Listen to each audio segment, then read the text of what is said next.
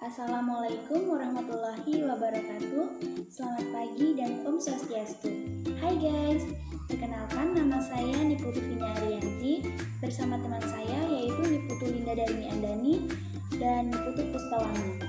Di sini kami akan menjelaskan materi tentang fisis determinisme dan fisis posibilisme. Langsung saja kita bahas materi yang pertama yaitu fisis determinisme. Fisis determinisme merupakan pemahaman geografis yang menyatakan bahwa semua kehidupan manusia dipengaruhi dan bergantung pada lingkungan sekitarnya. Di sini, manusia dianggap dipengaruhi oleh kondisi alam sekitar dan menerima saja apa adanya. Atau, dengan kata lain, manusia tidak bisa menentukan jalur hidupnya dan hidupnya ditentukan oleh kondisi alam sekitar. Umumnya, geografer yang menganut paham fisis determinisme menyatakan bahwa manusia dan aktivitas-aktivitas manusia harus selalu ditempatkan sesuai dengan pola alam yang ada di sekitarnya. Secara umum, kita dapat merangkum paham fisis determinisme ke dalam beberapa nilai sebagai berikut. Yang pertama, manusia dipengaruhi oleh alam sekitarnya. Yang kedua, manusia tidak bisa menang melawan kekuatan alam yang lebih kuat. Yang ketiga, aktivitas manusia dapat dijelaskan dengan memahami lingkungan sekitarnya. Di sini, aktor utamanya adalah lingkungan sekitarnya. Sedangkan manusia dianggap tidak berdaya untuk mengubah lingkungannya. Di sini, aktor utamanya adalah lingkungan sekitarnya. Sedangkan manusia dianggap tidak berdaya untuk mengubah lingkungannya. Pencetus fisis determinisme. Beberapa pakar yang menganut konsep fisis determinisme antara lain adalah Aristoteles, Karl Ritter, Charles Darwin, Ellsworth Huntington, Alexander von Humboldt, dan Friedrich Ratzel. Materi yang selanjutnya akan dijelaskan oleh Linda.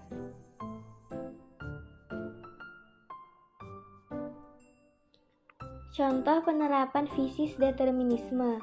Seperti yang sudah kita ketahui di atas, fisis determinisme banyak membahas mengenai bagaimana alam mempengaruhi aktivitas manusia. Berikut ini beberapa contoh mengenai aktivitas manusia yang terpengaruh oleh alam. Salah satu contoh fisis determinisme yang paling mudah untuk diamati adalah aktivitas pertanian zaman dahulu.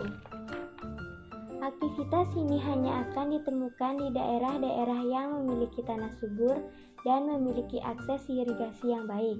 Contohnya adalah daerah-daerah sekitar sungai, daerah tropis yang memiliki curah hujan tinggi, serta daerah-daerah lain yang memiliki tanah subur.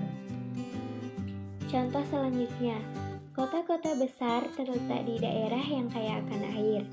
Seperti yang kita ketahui, air merupakan salah satu sumber daya alam yang sangat penting bagi keberlanjutan kehidupan manusia. Semua makhluk hidup membutuhkan air untuk bertahan hidup.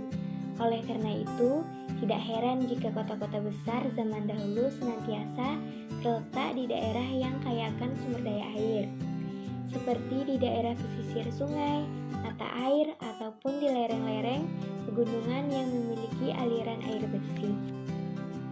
Selanjutnya, contoh terakhir, permukiman yang terletak di jalur perdagangan berkembang dengan sangat cepat. Daerah-daerah yang memiliki lokasi strategis tentu saja akan memiliki pertumbuhan ekonomi yang jauh lebih cepat. Hal ini terjadi karena mereka dapat dengan mudah melakukan perdagangan dengan pihak lain serta membeli sumber daya yang dibutuhkan. Contohnya, pada zaman dahulu adalah Sriwijaya yang terletak di Kepulauan Nusantara. Lokasi ini sangat strategis karena menghubungkan perdagangan dari kepulauan-kepulauan di Indonesia dengan para pedagang Cina, India, dan Arab. Materi selanjutnya yaitu fisis posibilisme. Posibilisme merupakan pandangan yang menganggap bahwa manusia mampu mengubah alam di sekitarnya agar sesuai dengan kebutuhan manusia. Di sini manusia tidak hanya dianggap sebagai aktor fasid yang hanya menerima nasib. Mereka bisa mengubah nasib mereka. Salah satu pencetus paham posibilisme adalah Paul Vidal de Lablache yang merupakan seorang geografer Prancis dan salah satu tokoh ilmu geopolitik Prancis. Secara umum, gagasan-gagasan yang diutarakan oleh paham posibilisme antara lain adalah: yang pertama, salah menyediakan potensi dan masalah. Manusia yang memanfaatkan dan mengatasi hal tersebut dengan kecerdikannya dan teknologi. Yang kedua, manusia tidak diperbudak oleh lingkungan sekitarnya. Justru kita yang bisa mengubah lingkungan sekitar kita.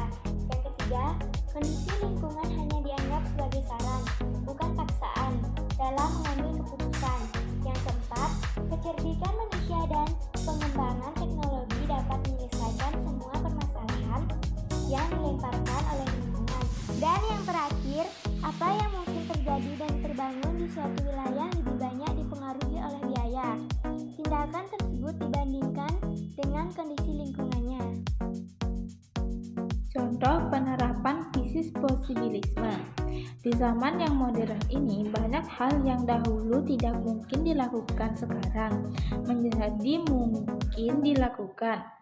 Semuanya berkat bantuan teknologi dan ilmu pengetahuan manusia yang senantiasa berkembang. Berikut ini adalah beberapa contoh penerapan teknologi oleh manusia untuk menyelesaikan permasalahan yang disebabkan oleh lingkungan sekitar. Contoh yang pertama, bercocok tanam di daerah yang kering. Seperti sudah kita pernah bahas di atas, dahulu kegiatan bercocok tanam hanya bisa dilakukan di daerah yang subur dan kaya akan air. Contoh yang kedua, membangun perkotaan di pergunungan. Pada zaman dahulu sangat sulit membangun perkotaan jika tidak berada dekat dengan sumber air, berada di tanah yang landai atau dekat dengan lahan yang subur. Contoh yang ketiga, membangun kota di tengah-tengah hutan. Seperti yang sudah dijelaskan di awal, pada zaman dahulu sangat sulit untuk membangun kawasan perkotaan di hutan-hutan. Berlantaran hal ini terjadi karena pohon-pohon tersebut akan mempersulit penetapan fondasi bangunan dan mempersulit aksesibilitas. Contoh yang terakhir, neodeterminisme. Menurut geografi asal Australia, Griffin Palio, berkembang pertanian di Australia meskipun sudah didukung oleh teknologi, tetap akan dibatasi oleh salah satu faktor ilmiah yang ada di sana, yaitu curah hujan.